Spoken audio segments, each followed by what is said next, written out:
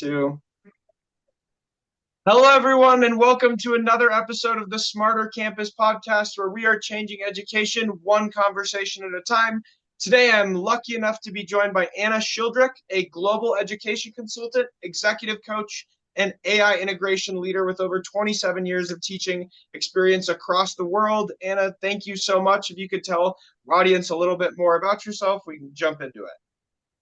Thanks, Zach. Thank you so much for having me and for doing this. This is brilliant that you're talking to loads of different people.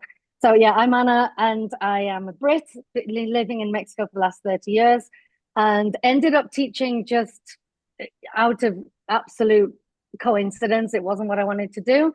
And then realizing as soon as I got into the classroom that, wow, education shouldn't look like this. This is not what education should look like, because I ended up everywhere I went, everywhere I worked, trying to just have school improvement. How can we do this better? So after many, many years of doing that, I did that in the UK, in France, and then here in Mexico.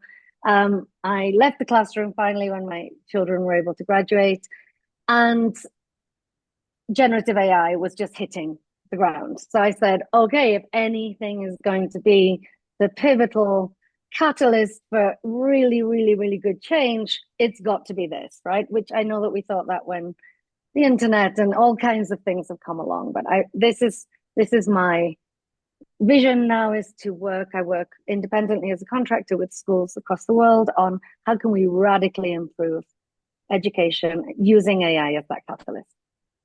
Amazing. Well, I'd love to kind of hear. I mean, it sounds like you're an AI expert. I've seen what you're doing on LinkedIn, all over the internet. It's amazing. How did you find AI? Like, how did you get into it? I think just as a result of always, well, first of all, the only thing I know with any kind of surety at all is that there's so much that we don't know. So I always am looking at what we don't know. Instead of just thinking, okay, this is our system, this is how it works, I'm always thinking, what about what about all the unknowns that don't exist in our system?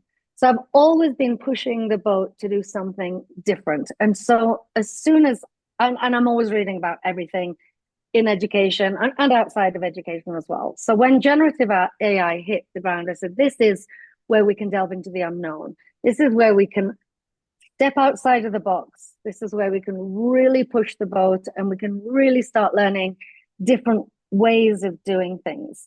So I dove into every course possible. I took hundreds and hundreds of online courses, read every book, read every author, just connected with a lot of people who were talking about AI, and not just AI in education. I mean, if I look at AI, what's happening in the world of medicine, for example, that should drive what happens in the world of education. So whatever is happening out there. So I just became obsessed and then would wake up every morning and think, oh my God, there's another 10,000 advancements that I have to read about. But, that's how my brain works. I would just read and read about it and then try really hard for the education system to become molded so that we're actually going in the direction that the rest of the world is going in.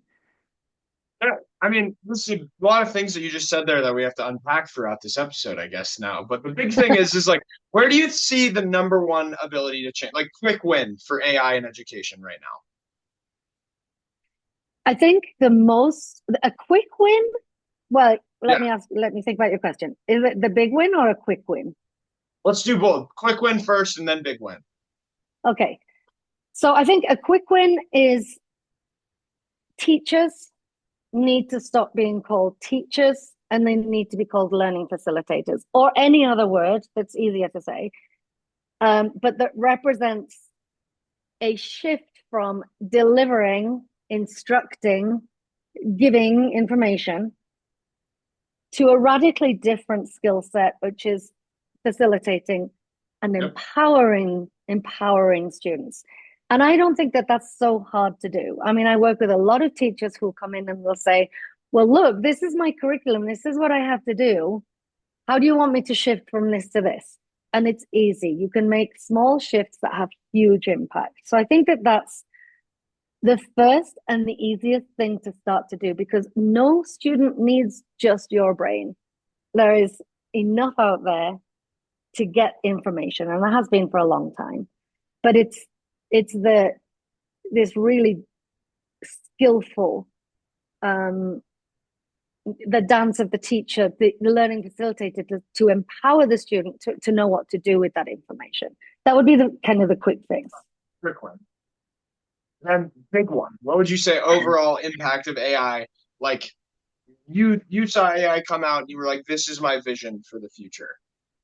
And it's not that I love AI, right? It's not, oh, Yeah. Anna Shildrick Eagles loves AI. Not at all, because I talk a lot about when to circumvent AI Yep. and how to embrace AI. But more than anything, why, right? Why should we? And and the why for me is the most important thing. Why are we doing what we're doing every time that we turn up for work as a teacher every day? Why is the student coming in every day? And it's, in my opinion, we do this and we give students maybe 18 years of their lives.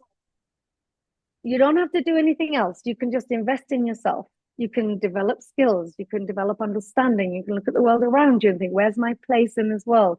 How am I going to exist in this world? So to me, the big win is when education really, really institutionalizes what being human is. And being human should always have been the core concept in education, but I think we lost it. I think we just became very segregated. But now with AI, more than ever, the most important thing is to understand, what is it to be human? What is our role? What do we want the role of humans to be? So this is why I think AI is the catalyst for education, the big change becoming, it's about being human. What does that mean? Let's question it. Yeah. I mean, I think like an undertone of everything you're really saying is that a lot of these issues in education have been around for a long time, right? And I think AI is really bringing them to the surface and also giving us a real catalyst to be able to kind of make those changes. So when you go out to these universities, like institutions that you're working with, what's the first thing that you do to kind of get someone familiar with the technology and like the ability to get to those points that you just mentioned? Well, I think if you've seen me on LinkedIn, I'm a bit repetitive. I constantly say the same things. It's, let's look at philosophy and pedagogy before we look at tech, always. Yeah. So Yes. because if you just take tech and try to incorporate it or implement it into the existing system, we're going to do it wrong. Yep. It's the wrong starting point, which, it takes me to, for example, this executive order. All schools will, necessarily have AI. But if we think about why is that ordered? And you can even read that. It's about power. It's about global national power struggles. Okay, China's doing that, then we have to do that. Okay, now we have to do that. But that's not the right starting point, in my opinion. Why should we know about AI? Because then we can be much better as humans and we can live in a more balanced and more healthy society. No, so we always start. I'll go back to your question. My answers are always very long-winded. But going back to the question, the first thing to think about is, why are we even facilitating learning? What do they need? And how can I fill that need? Then when we're looking at, okay, what are the human skills that I'm going to help you to develop throughout your educational journey? And now, where does technology fit into that? So let's look at what technology is doing in the world. What is AI? What do I need to know? I need to know the risks. I need to know the opportunities. And that's the starting point. What are the risks? What are the opportunities? And if you're not aware of the risks, then we don't know how to really make the most of the opportunities. So that's always my starting point. First of all, if we've done the back work, now let's start with the risks and opportunities. And then from there, we can start to say, okay, look at this incredible learning that you can do by going down your own personal rabbit hole at your own speed and getting feedback. And then looking at, well, what does that mean? We do exist in a system. We all exist within this system, and we will for a while until the system grows and changes. But yeah, it's weighing those two things up, I think. So, have you seen a shift? I mean, AI has been around 3 years now, right? Like that pedagogy teaching you're doing before the tech. Like, has that changed from when it started versus today? Well, it has with the people that I personally am working with, definitely huge fundamental shifts. Um, and I think across the globe, because I try to make this a global conversation, because we have to consider equity. And there is a distinct lack of equity across the globe, always in all things. And this is one of the biggest risks of AI if we don't think about equity. So, yes, I think there are parts of the world that are now shifting. And I think we've been talking about moving from sage on the stage to guide on the side for decades. My colleague Lucy, who I miss, having her here because we're usually working together. Yeah. She constantly talks about her mom has been talking about this since the 80s. Yeah. But people would get, okay, if you're a really great teacher, you might do things differently. But now it has to be that because anybody who is still the sage on the stage is going to be obsolete. And we've known this even, more dramatically since the age of the internet. But AI is much faster. We need to have these great big realizations very quickly. So I see it. I see it starting to grow, but there's a lot of fear. That's why we started our roundtable, because we heard a lot of fear. We said, okay, let's just bring your coffee. Let's talk about AI. What are your fears?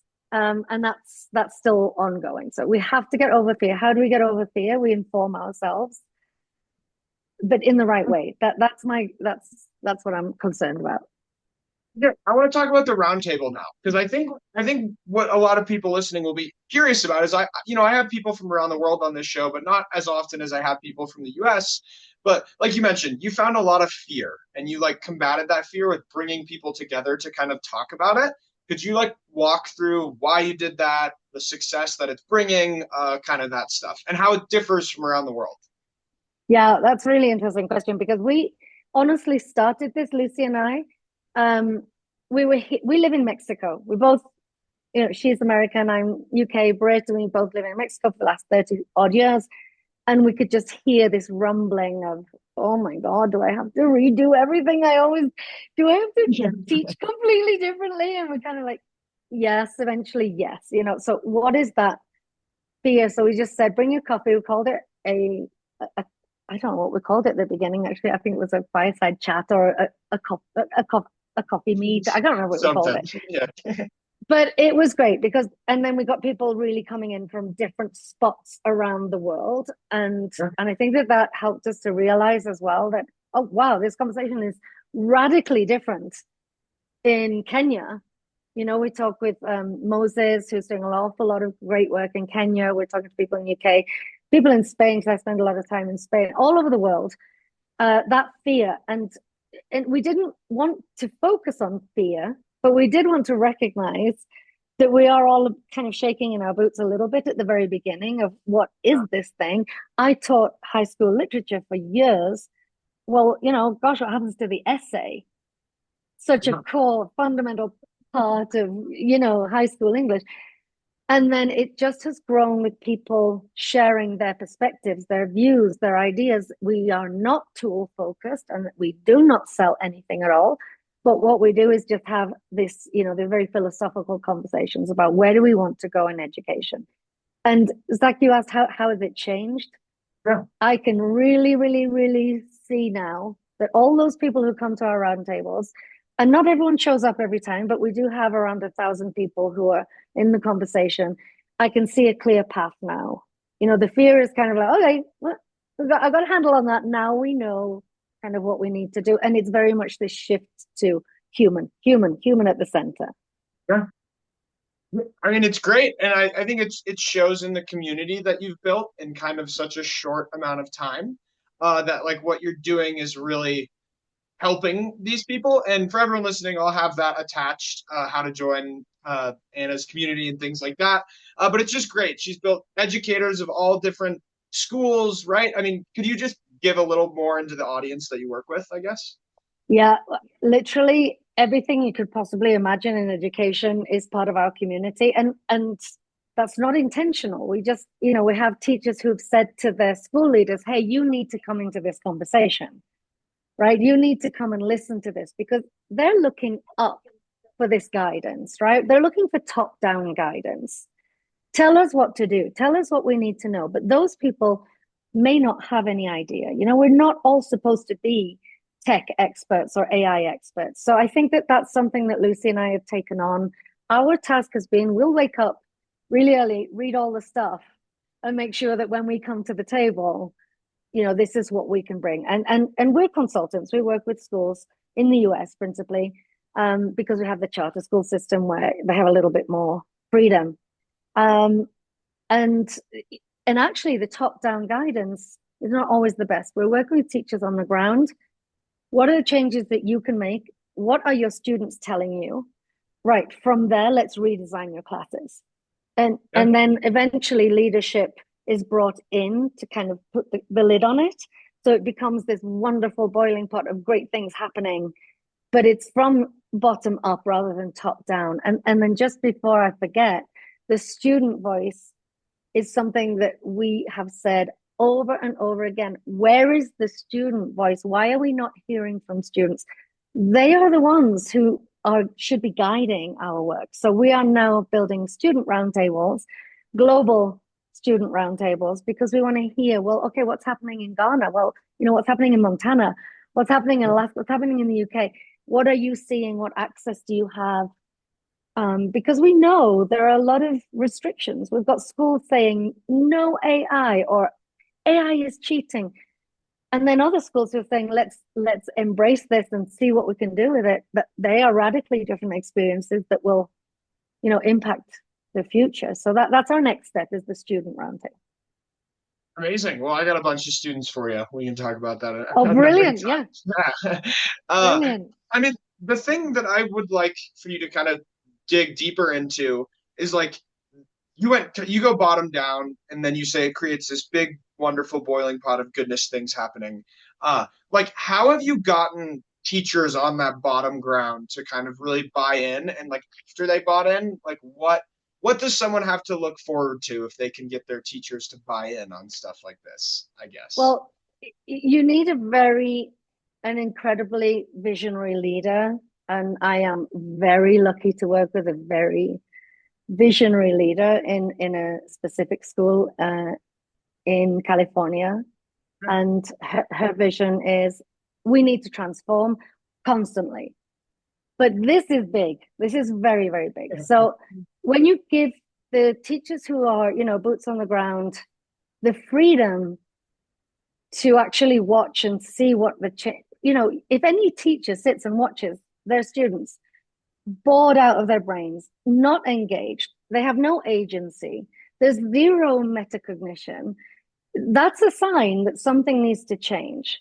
So when you give them the freedom to say, okay, what are they missing? In one of the schools that we work with, Elite Academic Academy, they said, let's build a portrait of graduate and work back from there. But okay, this is your end goal. Now let's backward design. And the teachers have the freedom to say, okay, there's no productive struggle. I'm just giving information that can be done by AI. So what am I doing here? Okay, let me design spaces for productive struggle. Let's bring in metacognition so that I'm empowering the student. And then when you are empowered and you know how to struggle through concepts, then your use of AI is going to be much more effective because you use it as a thought partner, right? You're not just, a school says, oh, we're using this tool now. Everyone, you can use the tool. Some tools are great.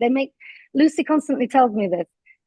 Some tools are great. They make teachers' lives easier. Yes, fantastic. We want to make teachers' lives easier, but we also want to radically change the student experience that they can learn much more than they can today. Yeah. I don't know if I don't think I answered your question. I know that's perfect. I mean, it's just great that you show that like once you do it and it's like you holistically looking at the problem, the situation, and how to make that better. But not only, I think the thing you touched on that's really important, that's leading to a lot of the issues in the space is that like it's not just to make your life easier, right? It's to be able to kind of do more. If you want to dive into that, I think that's super. I think there's so much more that we can do. Yeah. I think there's so much more that I work with so many incredible people. Honestly, I don't know how to name them all. But for example, with AI educators, we work together as a team. What's the vision? One, reducing teacher burnout. Two, reducing student burnout, right? Three, having global access to great courses that help a teacher and a student to understand how AI can enrich your lives. But if you look at what education, when I think of Socrates sitting around and saying, what's it all about, right? What's it all about? We've lost that Socratic questioning. I don't see it really many places in many curriculums, but it should be the basis of all things. And I think that AI allows that. I can ask, and then I can ask again and ask again and ask again. And I'm not going to have somebody who has a bunch of other students to deal with. And it's just my brain trying to answer that. It's this incredible opportunity to, how do I ask questions? How can I improve the way I ask the questions and look what I get back? And how can I then use the way that I ask my questions to guide my understanding of how I can I keep saying radically improve. I must stop repeating myself, but it's really the core concept of it. I can really do much better. You can do so much more. And students are sitting in classes around the world frustrated because they don't have a voice in their learning. So I think that AI gives them a voice in their learning, and then eventually the system will have to change to, okay, take off the chains. Yes, we can do a lot more. Yeah. Okay. Well, I think a lot of people listening to this are going to be like, wow, I want that, right? I want to do what she's talking about. So what piece of advice do you have for someone that, say, is in a school where their teachers aren't interested in AI, no one's interested? Like, how can you develop agency to make a change at your community institution? I think it just goes back to the why are we here? The why. If we look at why are we here? What are we doing? When I start working in the school, I'll always ask, why are you schooling? Why do you school? Huh? And well, because the state standards, and blah, blah, blah, and you see a lot of in the weeds type of answers, but we have to step out of that now and think, okay, why are we actually doing this? Parts of the curriculum are fantastic. Some teachers are amazing. I mean, gosh, I see amazing teachers every day. But there are parts that are not working. There are parts that are limiting students. So I think, how do I get started? Let's look at why we're doing what we're doing. Let's look at why we need to look at AI. If those students are going to graduate into a world where AI is, and we know nothing about what is going to be happening in the world with AI. We've talked about this before, you and I. We don't know, but we do know that if you don't know about AI, it's going to be a really hard to succeed. So that's a good reason to start thinking, okay, why do I need to look at this? And you need guidance. We do long-term personalized PD and coaching. That it's not one and done. You can't do one and done. This is not a one and done process. You begin a transformative change and you accompany schools long term. And if it's personalized, okay, yeah, that's fine for 12th grade maths, but what about third grade or kindergarten? What does that mean for me? Well, you might not be introducing AI, but you're definitely looking at the skills that students are going to need to be able to function in an AI driven world. So I think there are lots of things to be done. It's going to be humans are slow to change, systems are slow to change, but I have seen huge transformation, and it's really heartwarming, honestly. Well, I think the thing that you touched on that I think everyone listening needs to like get through their head, right, is that like no one knows what's happening in the future. No one has any idea. And I think there's a lot of like writer's block almost. I don't know what else to call it, of like starting, because it's like I don't know what's going to happen. And I think what you said is so perfect, where it's like you just have to know a little bit about it so that you can make decisions when the world is changing so fast. So everyone listening, I think that's super important. I think it's really like good to understand as an educator, as a student, is that just start.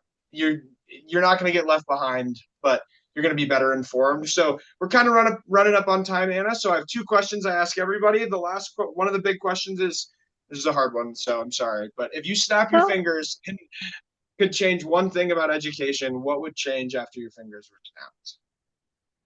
That we start to, every single day when we turn up as educators, to think, I want, and I'm going to use Lucy's words, I want every educator to think, am I providing meaningful learning for these students? Is this really meaningful for them?